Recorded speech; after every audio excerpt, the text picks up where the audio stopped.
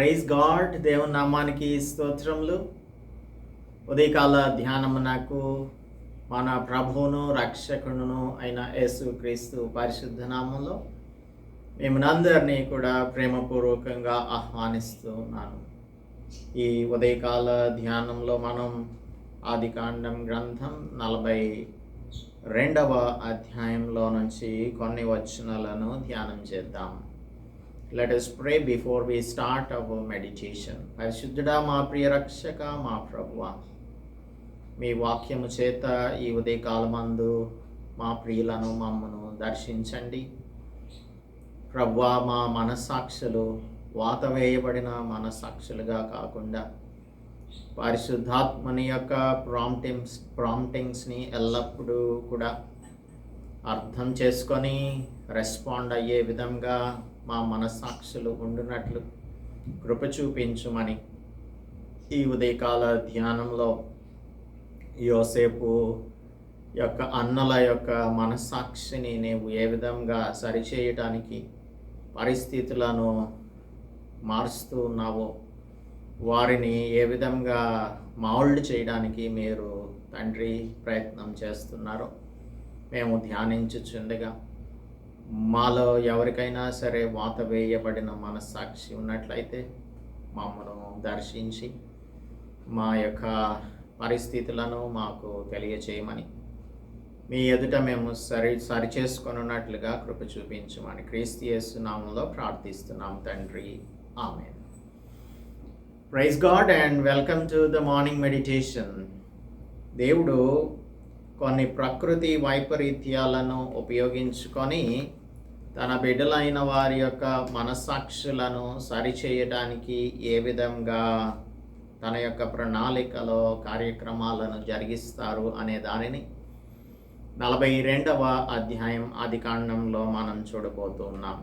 నిద్రపోతున్న మనస్సాక్షులు కలిగిన వారికి ఈ ఉదయకాలం అందు దేవుడు మేల్కొల్పు కలుగ చేయటానికి నిద్రపోతున్న మనస్సాక్షి యొక్క మేల్కొల్పును ఈ అధ్యాయంలో మనం చూస్తూ ఉన్నాము.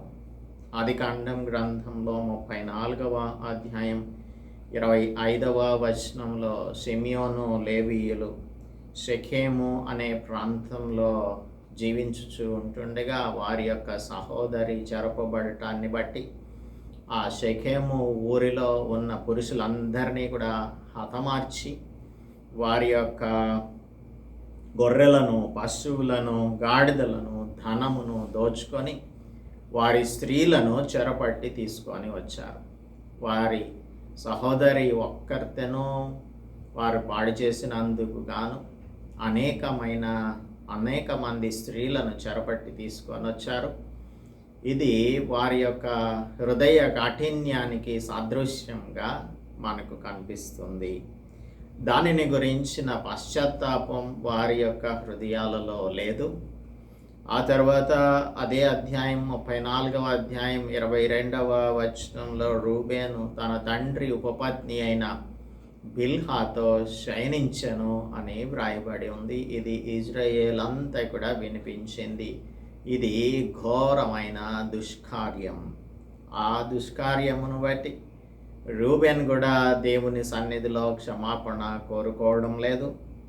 అలాగనే 38వ అధ్యాయంలో యూదా ఏదైతే దేవుడు కనాను స్త్రీలను వివాహం చేసుకోకూడదని ఆయన తర్వాత మనకు నెక్స్ట్ బుక్స్లో చదువుకుంటాము. అయితే దానిని అబ్రహాము అర్థం చేసుకొని ఆ కనాను స్త్రీలలో ఎవరిని కూడా ఇస్సాకునకు వివాహం చేయకూడదని నిశ్చయించుకొని ఎలియాజర్ను తన తండ్రి ఇంటికి పంపించి అక్కడి నుంచి ఒక స్త్రీని ఇస్సాకునకు భార్యగా తీసుకొని వచ్చాడు. అలాగే ఇస్సాకు కూడా ఈ యొక్క కనాను స్త్రీలలో ఎవరిని వివాహం చేసుకోకూడదు అని చెప్పినటువంటి సంగతిని కూడా మనం చూస్తాము. తర్వాత యాకోబు కూడా పిలిపించి యాకోబుని పిలిపించి 28వ అధ్యాయంలో కనాను కుమార్తెలో ఎవరితోనూ వివాహం చేసుకోకూడదు అని చెప్పాడు.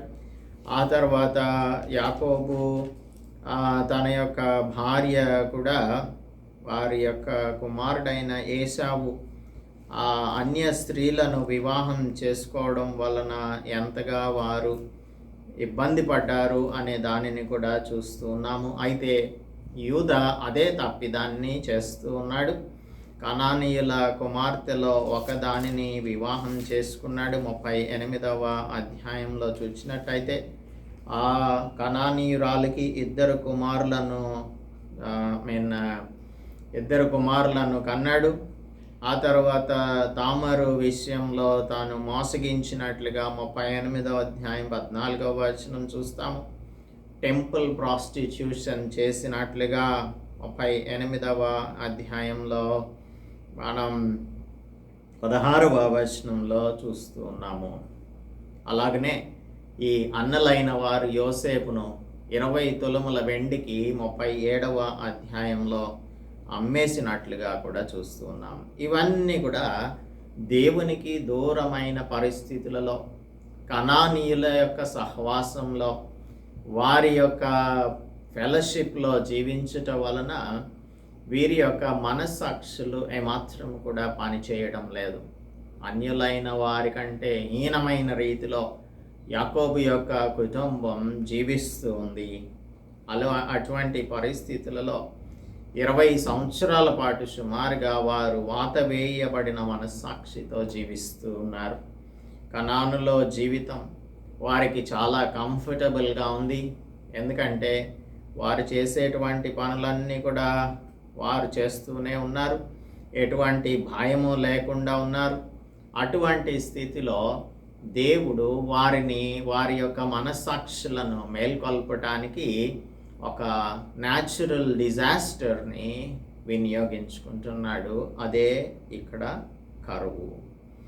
మన 41వ అధ్యాయం చివరి భాగంలో 57వ వచనం, మరియు ఆ కరువు ప్రతి దేశమందు భారమైనందున, ప్రతి దేశమందు అంటే ఆ ఈస్టర్న్ కంట్రీస్ అన్నింటిలో అందరికీ కూడా కరువు వచ్చేసింది. అది భారంగా ఉంది. అప్పుడు సమస్త దేశస్థులు యోసేపు నద్ద ధాన్యం కొనుటకు ఐగుప్తునకు వచ్చారు. సో ఈ విధంగా మనం అనుకుంటున్నాము ఇదంతా వారి యొక్క failure. The life of the children of Jacob were a big failure. అయితే ఆదికాండం గ్రంథం 15వ అధ్యాయం మనం చూసినట్టయితే 15:13లో దేవుడు అబ్రహామునకు జరగబోయే దానిని ముందుగానే తెలియపరిచాడు. తన యొక్క ప్రణాళికలో భాగంగా వీరి జీవితంలో ఇదంతా కూడా జరుగుతుంది. ఆయన, నీ సంతతి వారు తమదిగాని పరదేశమందు నివసించి ఆ దేశపు వారికి దాసులుగా నుందురు. వారు 400 ఏండ్లు వీరిని శ్రమ పెట్టుదురు. వీరు ఎవరికి దాసులవుదురో ఆ జనమునకు నేనే తీర్పు తీర్చుదును. తర్వాత వారు మిక్కిలి ఆస్తితో బయలుదేరి వచ్చెదరు అని అబ్రహామునకు దేవుడు ముందుగానే తెలియచేశాడు. ఎందుకంటే కనాన్లో జీవిస్తున్న ఇజ్రాయేలు కుమారులు అనగా యాకోబు కుమారులు వారు ఆల్మోస్ట్ వారి యొక్క జీవితం అంతా కూడా వారితో మమేకమైపోయి జీవిస్తూ ఉన్నారు. అన్య జనులతో మమేకమై జీవిస్తూ ఉన్నారు. అటువంటి సందర్భంలో వారి యొక్క పాపమును బహిర్గతం చేయదలుచుకున్నాడు దేవుడు. So he sent a drought and he exposed the sin of the children of Jacob so that they will be remoulded in their hearts. ఈ ఉదయకాలమందు ఈ వాక్యమును వీక్షిస్తున్న మీలో ఎవరైనా సరే మీ హృదయంలను కఠినపరుచుకొని మీ యొక్క రిలేషన్షిప్స్లో ఎవరితోనైనా వాత వేయబడిన మనస్సాక్షిని కలిగిన విధంగా ప్రవర్తిస్తున్నట్లయితే దేవుడు మన యొక్క జీవితాలను మౌల్డ్ చేయడానికి ఒక్కొక్కసారి న్యాచురల్ డిజాస్టర్స్ని ఉపయోగించుకుంటాడు.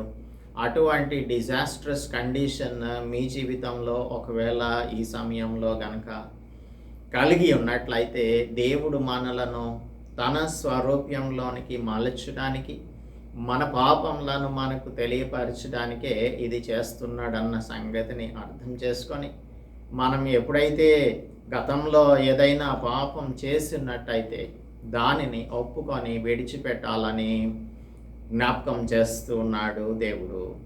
42వ అధ్యాయం 1-5 వచనాలలో ధాన్యం ఐగుప్తులో ఉన్నదని యాకోబు తెలుసుకొనినప్పుడు మీరేలా ఒక్కరి ముఖం ఒకరు చూచుచున్నారు అని తన కుమారులతో అనెను. అతడు, చూడుడి, ఐగుప్తులో ధాన్యం ఉన్నదని వింటిని, మనం చావక బ్రతుకునట్లు మీరు వెళ్ళి మన కొరకు అక్కడి నుండి ధాన్యం కొనుక్కొని రండని చెప్పగా యోసేపు 10 మంది అన్నలు ఐగుప్తులో ధాన్యం కొనబోయిరి. అయినను ఇతనికి హాని సంభవించునేమో అని యాకోబు యోసేపు తమ్ముడగు బెన్యామీనును అతని అన్నలతో పంపినవాడు కాడు. కరువు కానాను దేశంలో ఉండెను గనుక ధాన్యం కొనవచ్చిన వారితో కూడా ఇశ్రాయేలు కుమారులు వచ్చిరి. ముందుగానేమో యాకోబు అని అంటున్నాడు 1వ వచనంలో, 5వ వచనంలో ఇశ్రాయేలు కుమారులు అని అంటున్నాడు. ఎందుకనంటే యాకోబు కుమారులుగా వారు మొదటి వచనంలో ఉన్నారు. ఇప్పుడు వారిని మౌల్డ్ చేయటానికి దేవుడు ఇక్కడికి ఐగుప్తునకు తీసుకొచ్చారు కాబట్టి ఇజ్రాయేలు అని యాకోబును పిలుస్తూ ఉన్నాడు. మారు పేరు అనగా మార్చబడిన పేరుతో, లేదంటే దేవుడు మార్చినటువంటి పేరుతో పిలుస్తూ ఉన్నాడు.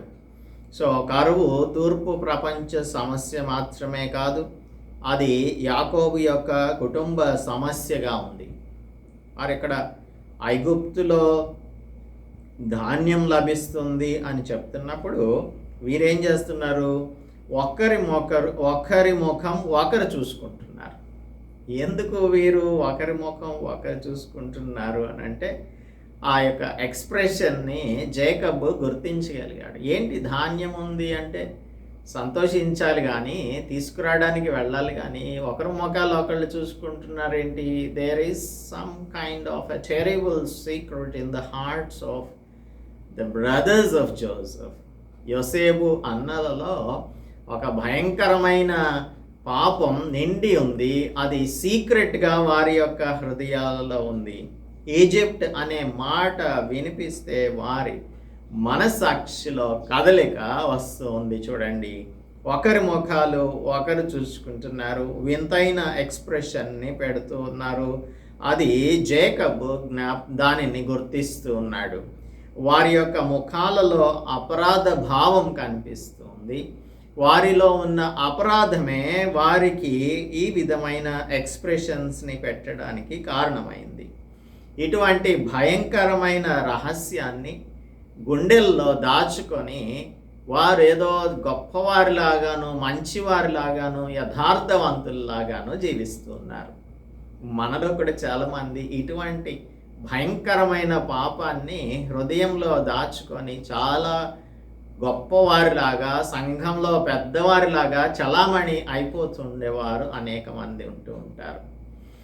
ఇప్పుడు కొన్ని తప్పిదాలు మన జీవితంలో చేసినవి ఉంటాయి. ఫర్ ఎగ్జాంపుల్, ఒక వ్యక్తి తన యొక్క భర్తను తన యొక్క భర్తను విడిచిపెట్టేసి వేరొకరిని వివాహం చేసుకొని వేరే ఊరిలో ఉంటుంది. ఇప్పుడు వేరే ఊరిలో ఉంటున్నప్పుడు క్రైస్తవ కుటుంబంలో జన్మించారు కాబట్టి ఏదో ఒక సంఘానికి వెళ్తూ ఉంటారు. అలాగా వీరిరువురు ఒక సంఘానికి వెళ్తూ ఉన్నారు. ఆ సంఘంలో ఈ కపుల్ చాలా మంచి పెద్దవారిలాగా కనిపిస్తూ ఉన్నారు, సంఘ పెద్దలుగా ఉంటూ ఉన్నారు. అయితే ఇప్పుడు ఈమె చేసిన గత పాపం ఉంది కదా, అది ఇన్ని సంవత్సరాలు, చాలా సంవత్సరాల పాటు తాను యథార్థవంతురాలుగా జీవించుచున్నట్టు కనిపిస్తుంది. అయితే తన గతం ఎవరికి కూడా తెలియదు. అయితే దేవుని యొక్క వాక్యం బోధించుచున్నప్పుడు ఒకసారి దైవజనుడు చెప్పిన వాక్యాన్ని బట్టి ఆమె హృదయంలో కదలిక వచ్చింది. అప్పుడు తన యొక్క మనస్సాక్షికి దేవుడు తెలియపరుస్తూ ఉన్నాడు, నీవు చేసింది తప్పు కదా, నీవు వేరొక ఆమె భర్తను నీ భర్తగా చేసుకొని నీవు ఇక్కడ వచ్చి చాలా పెద్ద మనిషిలాగా చలామణి అవుతున్నావు. ఈయన కూడా తన భార్యను విడిచిపెట్టేసి ఈమెను వేరొకని భార్యను తీసుకొని వచ్చి తన భార్యగా జీవిస్తూ ఉన్నాడు. అనేకమైన సంవత్సరాలు అయిపోయినాయి, వీరికి బిడ్డలు కలిగారు. ఇప్పుడు ఏం చెయ్యాలి అని అంటే దానికి ఖచ్చితంగా పరిష్కారం అనేది కావాలి. సో ఏం చేయాలి? ఇది మనకు ప్రాక్టికల్గా చూస్తే అయ్యయ్యో పిల్లల్ని విడిచిపెట్టేసి ఈమె ఆయన ఎలాగూ మరలా తిరిగి వారి భార్య భర్తల దగ్గరకు ఒరిజినల్ హస్బెండ్ ఒరిజినల్ వైఫ్ దగ్గరకు వెళ్తారు అని అనుకోవచ్చు. కానీ పాపం ఎప్పుడైనా సరే విడిచిపెట్టకుండా ఉన్నట్టయితే అది పాపంగానే ఉంటుంది. దానిని ఇప్పుడు ఒప్పుకొని విడిచిపెట్టాలి. ఈమెం చేయాలి? ఈమె కట్టుకున్న ఈ పేక మేడ లాంటి ఇల్లు అంతటిని కూడా ఇప్పుడు కూల్ చేసుకోవాలి. పేక మేడల్లాగా కట్టుకుంది కదా. Now she has to return to her husband and this man should return to her wife. మరి పిల్లల్ని ఏం చేస్తారు అని అంటే పిల్లల్ని మరి ఏదో ఒకలాగా చేయాల్సి ఉంటుంది. అంటే పాపం, రహస్యమైన పాపం, భయంకరమైన పాపంలో మనం జీవిస్తూ పెద్ద మనుషుల్లాగా యథార్థవంతుల్లాగా చలామణి అవ్వకూడదు. ఇక్కడ వీరుంటున్న కనాను ప్రాంతంలో వీరొక గొప్ప జనాంగంలాగా జీవిస్తూ ఉన్నారు. అయితే వారి యొక్క భయంకర పాప రహస్యాన్ని దేవుడు బహిర్గతం చేస్తున్నాడు. ఇప్పుడు ఈజిప్ట్ అనే పేరు ఎత్తగానే ఆ ఈజిప్షియన్స్కి జోసెఫ్ని అమ్మేశారు కదా, అది వీరికి జ్ఞాపకం వస్తుంది. 10 మందికి కూడా జ్ఞాపకం వస్తుంది. సో ఇక్కడ దేవుడు వీరి మనస్సులను సరిచేయాలని, వీరి జీవితాలను సరిచేయాలని అనుకుంటున్నారు. అలాగే యాకోబు యొక్క జీవితాన్ని కూడా సరిచేయాలని అనుకుంటున్నాడు దేవుడు. అతనికి ఫేవరెటిజం బాగా ఎక్కువగా ఉంది. రేచల్ కుమారులు, రాహేలు కుమారులైన యోసేపు బెన్యామీనును ఎక్కువగా ప్రేమిస్తున్నాడు. యోసేపు చనిపోయాడు అని అనుకుంటూ ఉన్నాడు. సో ఇప్పుడు బెన్యామీన్ ఉన్నాడు. బెన్యామీనును వారి అన్నలతో పాటు పంపించకూడదని అనుకుంటున్నాడు. So he also needs to be remoulded. దేవుని యొక్క స్వరూపంలోనికి యాకోబుని కూడా మలచవలసి ఉంటుంది. కనుక అక్కడి నుంచి బెన్యామీనును కూడా ఈజిప్టుకు తీసుకెళ్ళవలసిన పరిస్థితిని దేవుడు కల్పించినట్టుగా తర్వాత వచనాలలో మనం చూస్తాం. ఇక్కడ కాంట్రాస్ట్ చూడండి. యోసేపు యొక్క జీవితాన్ని చూస్తే యోసేపు స్పిరిచువల్గా, ఆత్మీయంగా ఎదిగి కరువుకు సిద్ధంగా ఉన్నాడు. కరువు వస్తుంది అన్న సంగతి ఫరో యొక్క కలల ద్వారా ఆ భావమును తెలియపరిచినాక ఫరో యోసేపును 2వ అధికారిగా ఐగుప్తు దేశంలో నియమించాడు. అప్పుడు తాను చేసిన పనంతా కూడా 42వ అధ్యాయం చివరి భాగంలో చూడవచ్చు. చక్కగా ఆ ధాన్యం అంతటిని కూడా నిలువ చేసినట్లుగా 47వ వచనం నుంచి 49వ వచనం వరకు చదువుకుంటాం. So he is well prepared to face the famine. అయితే అది ఎలాంటి సాదృశ్యం అంటే వాయిస్ వర్జిన్స్. మత్తయి సువార్త 25వ అధ్యాయంలో యేసు ప్రభు చెప్పిన ఒక ఉపమానం ఉంది. 10 మంది కన్యకలలో 5 కన్యకలేమో బుద్ధిగల వారిగా ఉన్నారు, 5 బుద్ధి లేని వారిగా ఉన్నారు. బుద్ధిగల కన్యకల దగ్గర సరిపడేంత నూనె ఉంది. అలాగా యోసేపు దగ్గర సరిపడనంత ధాన్యం ఉంది. డ్రౌట్ కండిషన్స్, కరువు పరిస్థితులను ఎదుర్కోవడానికి. అయితే ఆయన యోసేపు యొక్క అన్నలు ఉన్నారు కదా, 10 మంది అన్నలు, వారు స్పిరిచువల్గా ఎదగలేదు. వారు అన్యజనులతో పాటు కలిసి జీవిస్తూ అన్యాచారాలను అనుభవిస్తూ అన్యులతో కలిసిపోయి వారు ఇహలోక సంబంధమైన జీవితాన్ని జీవిస్తున్నారు, అన్ప్రిపేర్డ్గా ఉన్నారు. So we can also symbolize them to the unwise virgins or foolish virgins. బుద్ధి లేని కన్యకలు ఉన్నారే, వారి దగ్గర ఆయిల్ లేదు. అంటే స్పిరిచువాలిటీ లేదు, లేదంటే హోలీ స్పిరిట్ లేదు. అందుకే వారు అన్ప్రిపేర్డ్గా ఉన్నారు. ఇప్పుడు యోసేపు ధాన్యమంతటిని కూడా సమకూర్చి అక్కడున్నటువంటి ఆ దేశస్థులందరికీ కూడా ఒక మంచి స్టోర్ హౌసెస్ని కట్టించాడు. ఆ విధంగా ధాన్యాన్ని అందరికీ సిద్ధపరిచాడు. సామెతల గ్రంథం 11:26లో చూస్తే, ధాన్యము బిగబట్టు వానిని జనులు శపించెదరు. ధాన్యాన్ని బిగబడితే అంటే ఇప్పుడు మనకు ఒక్కొక్కసారి కొన్ని వస్తువులు, కొన్ని కమాడిటీస్ దొరకనప్పుడు వాటిని ఈ బ్రోకర్స్ లేదంటే ఈ ట్రేడర్స్ ఉంటారు కదా, వారు బ్లాక్లో దానిని దాచిపెట్టేస్తారు. మొట్టమొదటిగా దాచేసి ఇదే మనకు సరి అయిన సమయం డబ్బు సంపాదించుకోవడానికి అని ఆ దాచిన దానిని వారు బ్లాక్లో బయటకు తీసుకొచ్చి చాలా ఎక్కువ రేటుకి అమ్ముతూ ఉంటారు. సో ఇది దేవుడు ఇటువంటి వాటిని జనులు శపిస్తారు. అటువంటి వారి యొక్క భవిష్యత్తును దేవుడే సరిగా వారికి అర్థమయ్యేలాగా చేస్తాడు. ఇటువంటి పరిస్థితులను తీసుకొని వచ్చి ధాన్యం బిగబట్టు వానిని జనులు శపిస్తారు, కానీ దానిని అమ్మువాని తల మీద దీవెన వచ్చును. ఈ విధంగా యోసేపు దీవెనకరమైన పరిస్థితులలో ఉన్నాడు. కానీ ఈ అన్నదమ్ములైనటువంటి వారు ఉన్నారే, వారు మాత్రం స్పిరిచువల్గా దిగజారిన పరిస్థితులలో ఉన్నారు. కరువు లేదంటే ప్రతికూలమైన పరిస్థితులు మన జీవితాలలో ఎందుకు వస్తాయి అంటే, దేవుడు మనలను పరీక్షిస్తూ ఉంటాడు. అబ్రహామును దేవుడు పరీక్షించాడు. 12వ అధ్యాయం 10వ వచనంలో ఒక కరువు వచ్చింది. అప్పుడు ఆ దేశంలో కరువు వచ్చను, అంటే కనాన్ ప్రాంతంలో ఉంటున్నాడు కదా. కరువు వస్తే ఆ దేశంలో కరువు భారంగా ఉన్నందున అబ్రాముగా ఉన్నాడు. అప్పుడు అబ్రాము ఐగుప్తు దేశంలో నివసించుటకు అక్కడికి వెళ్ళాడు. అయితే దేవుణ్ణి కన్సల్ట్ చేశాడా అంటే, దేవుణ్ణి కన్సల్ట్ చేయకుండా తన సొంత నిర్ణయం ప్రకారంగా ఐగుప్తునకు వెళ్ళాడు. అక్కడ ఒక పెద్ద టెంప్టేషన్ని ఎదుర్కోవాల్సి వచ్చింది. తన భార్యను గురించి చెల్లెలు అని, సహోదరి అని చెప్పడం జరిగింది. ఆ తర్వాత ఏం జరిగిందో మనకు బాగా తెలుసు. అయితే ఇదే కరువు పరిస్థితి 26వ అధ్యాయంలో వచ్చినప్పుడు ఇసాకు గెరారు ప్రాంతంలో ప్రాంతంలో నివసించడానికి వెళ్ళాడు.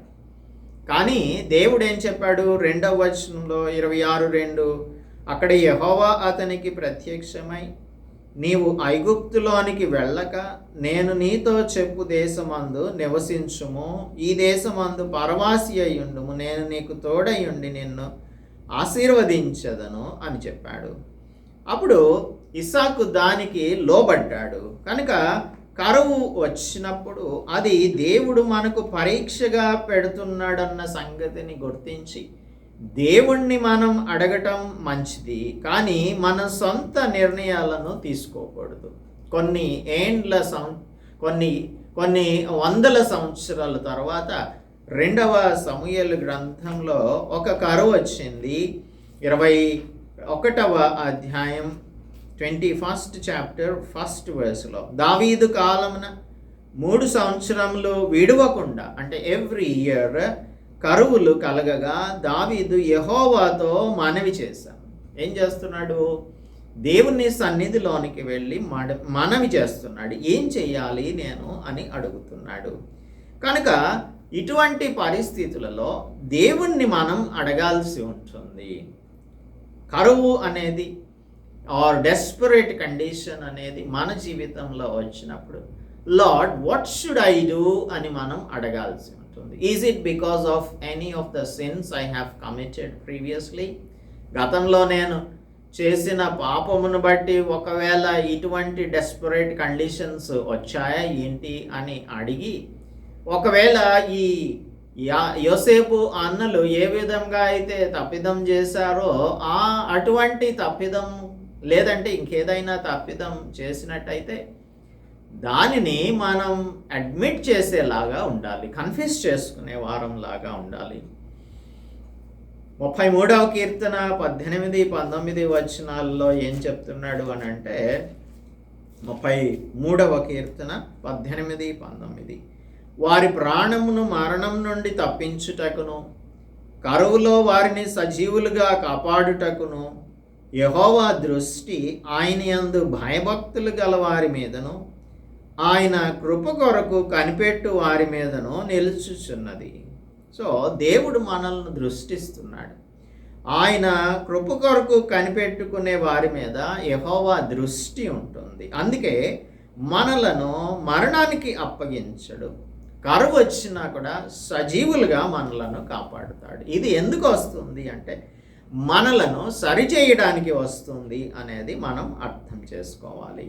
అపొస్తలుల కార్యముల గ్రంథం 13:22లో తన పాపముల నుండి పాఠాలు నేర్చుకోవటం అనే నిష్కపటమైన మైండ్, ఓపెన్ మైండెడ్నెస్ డేవిడ్కి ఉంది. కాబట్టి దేవుడు డేవిడ్ని ఇష్టానుసారుడైన మనుష్యునిగా మార్చాడు. ఇష్టానుసారుడైన మనుష్యునిగా మనకి డేవిడ్ 139వ కీర్తనలో చివరి వచనంలో చదివితే మన హృదయాలు మనలనే మోసం చేస్తూ ఉంటాయి. అది ఘోరమైన వ్యాధి కలది కాబట్టి అది మనల్ని మోసం చేస్తూ ఉంటుంది. ఎవరినో కాదు, మనల్నే మోసం చేస్తుంది. అందుకని మనల్ని మనం పరిశీలన చేసుకుంటే మనం అనుకుంటాం మనమే యథార్థవంతులమని, చాలా నీతిమంతులమని అనుకుంటూ ఉంటాం. కానీ దేవుడు మన హృదయాలను పరిశీలించి మనకు తెలియజేస్తే అప్పుడు మన హృదయ స్థితి మనకు తెలుస్తుంది. అందుకే ఈ బెత్షెబాతో పాపం చేసిన తరువాత డేవిడ్ ప్రార్థన చేస్తూ ఉన్నాడు. ఒక ప్రార్థన ఏంటి అంటే, దేవా నన్ను పరిశోధించి నా హృదయం తెలుసుకొనుము. 23వ వచనం 139:23. దేవా నన్ను పరిశోధించి నా హృదయం తెలుసుకొను. ఈ ఉదయకాలమందు మనం కూడా దేవుని సన్నిధిలోనికి వెళ్ళి ఇదే ప్రార్థన చేయాలి. నన్ను పరిశోధించు ప్రభువా, నా హృదయం తెలుసుకో. మీరు తెలుసుకుంటే అది నాకు తెలియపరుస్తారు అని.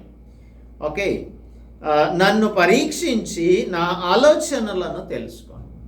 మనం ఎన్నో ఆలోచనలు చేస్తూ ఉంటాం. అందులో చాలా వరకు దైవ వ్యతిరేకమైన ఆలోచనలు ఉంటూ ఉంటాయి. అవి దైవ వ్యతిరేకమైన ఆలోచనలన్న సంగతి కూడా మనకి తెలియని భ్రమలో సాతానుడు పెడుతూ ఉంటాడు. అందుకే దేవుణ్ణి మనం ఏం అడగాలి ఈ ఉదయకాలమందు? దేవా నన్ను పరీక్షించి నా ఆలోచనలు తెలుసుకో. నా వరకు నేను చూస్తే నేను యథార్థవంతునిగానే అనిపిస్తున్నాను. నీకు ఆయాసకరమైన మార్గం నా యందు ఉన్నదేమో చూడుము. నీకు ఆయాసకరమైన మార్గం, నో మై యాంగ్జైటీస్ ఆర్ అన్బిలీఫ్స్. నీకు ఆయాసం కలిగించేది ఏదైనా నాలో ఉందేమో అలా చూడు. నిత్య మార్గమున నన్ను నడిపించు. నిత్య మార్గమున, దేవుని యొక్క నిత్యమైన మార్గం, ఎవర్లాస్టింగ్ వేలో మనం నడవాలి అంటే దేవుడే మన హృదయములను పరిశీలించాల్సి ఉంటుంది, పరీక్షించాల్సి ఉంటుంది, పరిశోధించాల్సి ఉంటుంది. అలాగూ మనం మన యొక్క రహస్య పాపములను నాకు చూపించు ప్రభువా అని అడగటానికి ఈ ఉదయకాలమందు మీరందరూ సిద్ధంగా ఉన్నారా?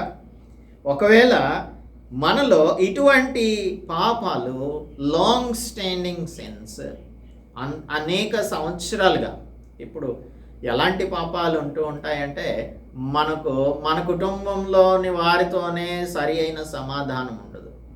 అన్నదమ్ములైన